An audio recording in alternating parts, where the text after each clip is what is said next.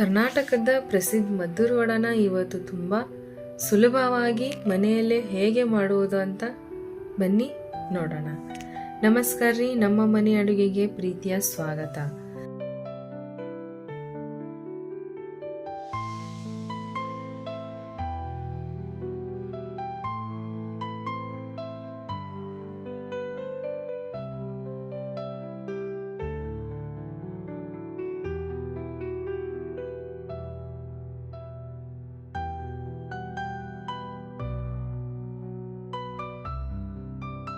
ಒಂದು ಮಿಕ್ಸಿಂಗ್ ಬೌಲ್ಗೆ 1 ಕಪ್ ಅಕ್ಕಿ ಹಿಟ್ಟು, 1 ಕಪ್ ಮೈದಾ, ಅರ್ಧ ಕಪ್ ಅಷ್ಟು ಸಣ್ಣ ರವೆ.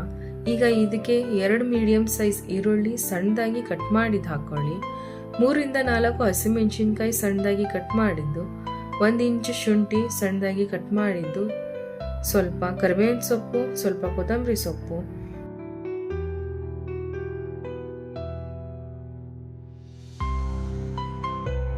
ಮುಕ್ಕಾಲು ಕಪ್ ಅಷ್ಟು ಹುರಿದ ಶೇಂಗಾ ಪೌಡರ್, 1 ಟೇಬಲ್ ಸ್ಪೂನ್ ಅಷ್ಟು ಬಿಳಿ ಎಳ್ಳು, ಅರ್ಧ ಟೀ ಸ್ಪೂನ್ ಅಷ್ಟು ಹಿಂಗು, ರುಚಿಗೆ ತಕ್ಕಷ್ಟು ಉಪ್ಪು, 1 ಟೇಬಲ್ ಸ್ಪೂನ್ ಅಷ್ಟು ಖಾರದ ಪುಡಿ, 1 ಟೇಬಲ್ ಸ್ಪೂನ್ ಅಷ್ಟು ಧನಿಯಾ ಪೌಡರ್ ಹಾಕಿ ಚೆನ್ನಾಗಿ ಮಿಕ್ಸ್ ಮಾಡ್ಕೊಳ್ಳಿ.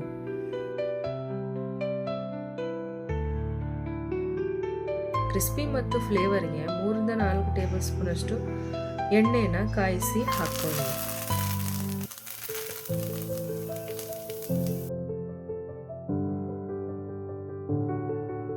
ಚೆನ್ನಾಗಿ ಮಿಕ್ಸ್ ಮಾಡಿ ನಂತರ ಸ್ವಲ್ಪ ನೀರು ಹಾಕಿ ಚಪಾತಿ ಹಿಟ್ಟಿಗಿಂತ ಸ್ವಲ್ಪ ಟೈಟ್ ಆದ ಡೋ ರೆಡಿ ಮಾಡಿ.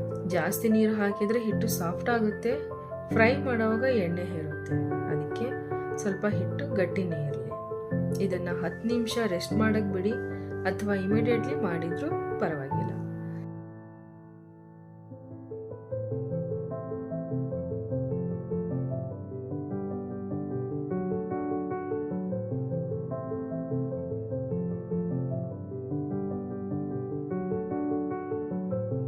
ಈಗ ಬಾಳೆ ಎಲೆ ಅಥವಾ ಬಟರ್ ಪೇಪರ್ ಮೇಲೆ ಸ್ವಲ್ಪ ಎಣ್ಣೆ ಹಚ್ಚಿ ಚಿಕ್ಕ ನಿಂಬೆ ಹಣ್ಣಿನ ಸೈಜ್ ಅಷ್ಟು ಹಿಟ್ಟು ತಗೊಂಡು ತುಂಬಾ ಥಿನ್ ಆಗಿ ತಟ್ಕೊಳ್ಳಿ.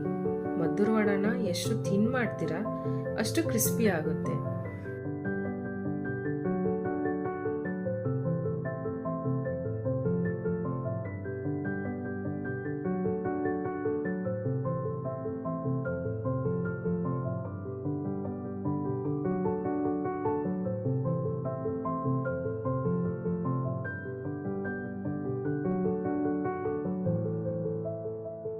ಮೀಡಿಯಂ ಫ್ಲೇಮಲ್ಲಿ ಎಣ್ಣೆ ಕಾಯಿಸಿ ಒಂದೊಂದಾಗಿ ವಡ ಹಾಕಿ ಗೋಲ್ಡನ್ ಬ್ರೌನ್ ಬಣ್ಣ ಬರುವವರೆಗೂ 2 ಸೈಡ್ ಫ್ರೈ ಮಾಡಿ.